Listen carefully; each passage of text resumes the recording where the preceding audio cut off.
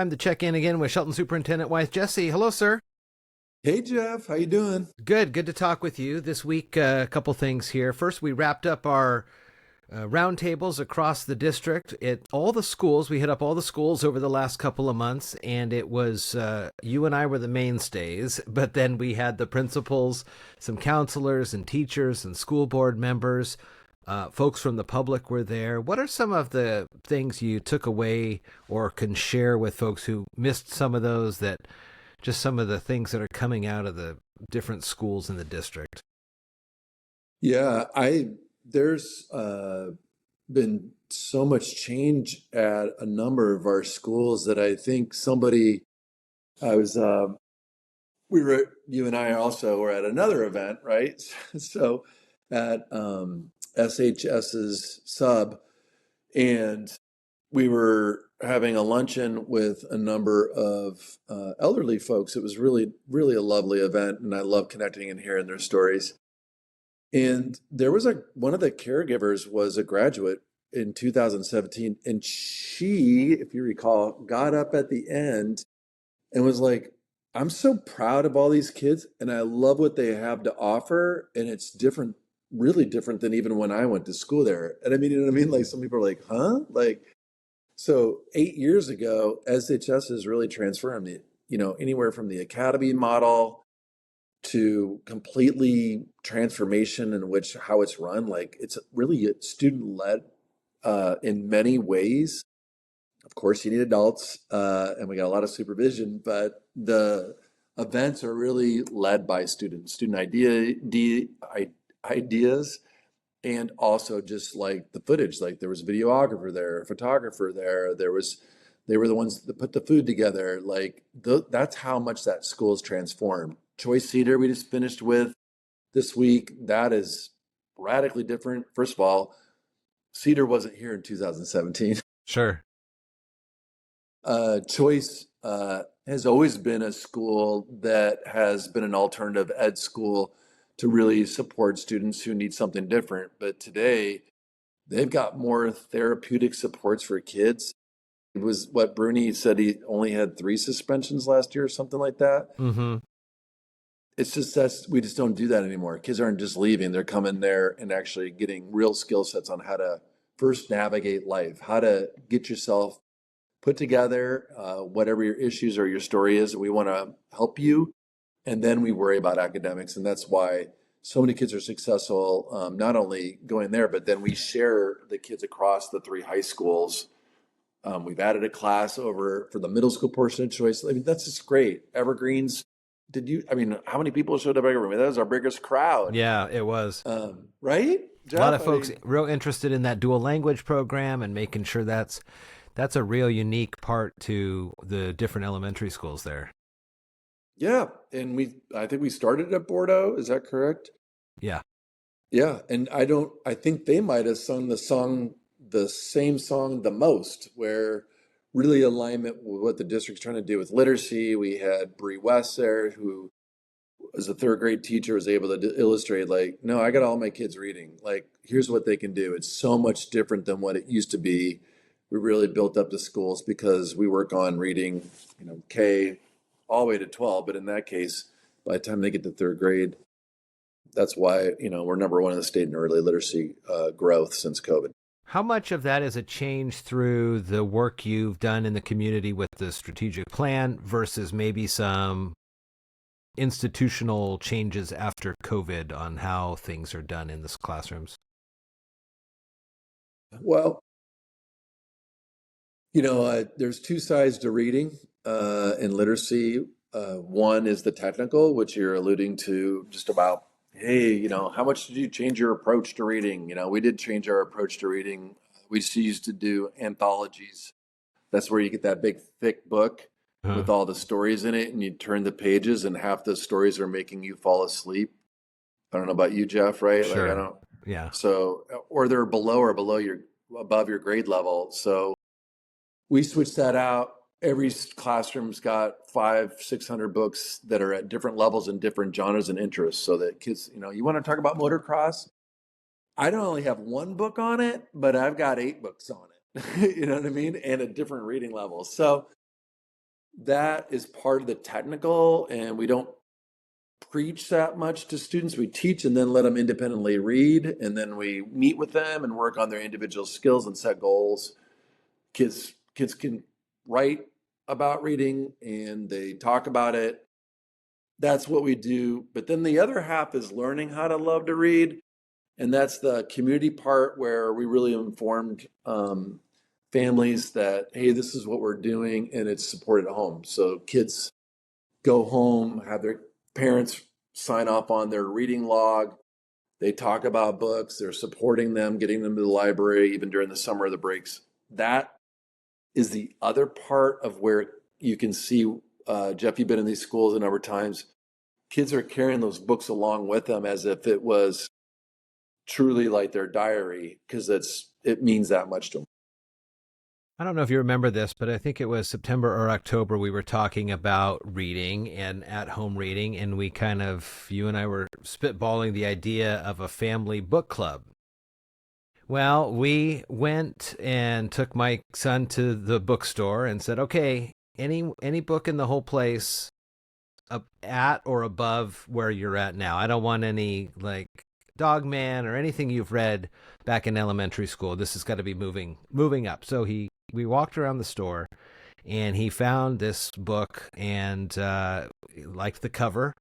And so we looked at it and go, okay, well, let's try it. And it was the first of an 8-part series. And the first book, I mean, it was thick. It was like 400 pages. Ooh. And I'm like, okay, well, hey, let's try it. We'll all get it. And I'll be darned if he didn't take to that book straight away. He read the whole thing. We're on halfway or so through the second book of the series. And I think it's cool because it started off in Seattle. And so they kind of mentioned the Seahawks for a second there. And then we were all reading it and then we came across like the first bad word. And we looked at it and he looked at it and, I can't imagine he'd ever read anything like that before. And so it really hooked him, and it was, it's been a great series. And so now my mom is reading it and his uncle is reading it, and we're all talking about the book together as well. And so as we had that conversation back early at the beginning of the school year, it's really worked out well for him to have him find a book that he loves and he'll take to school and read during their reading time, and it's been pretty cool. Yeah, I love to hear those stories, Jeff. I know, every kid again wants to feel empowered, and their ability to really find some literature that they love to read. And I don't care if it's a 400-page book. It literally can be a technical manual on how to put together, a small engine. It doesn't matter. It can be about anything. Field and Stream was something I read a lot as a kid, right? So, those are the things that we're trying to do. And then connecting, like you said, a book, whatever, a topic that engages, that starts off a conversation, that makes stronger connections within families. And so, TV is very limited. Social media is, I think, even more limited. I don't know about you, but I really kind of hate getting something from Instagram. I'm not a social media person. So I'm like, okay, is this a sentence starter for me or what? The other part is Jeff, I'm in here for 5 years. I think some people are like, well, he's not like other superintendents. He's not like running around. I have been spending my time I'm more of a technical superintendent. I'm more of a guy that's like, hence giving you advice, like, here's some ways, try it out.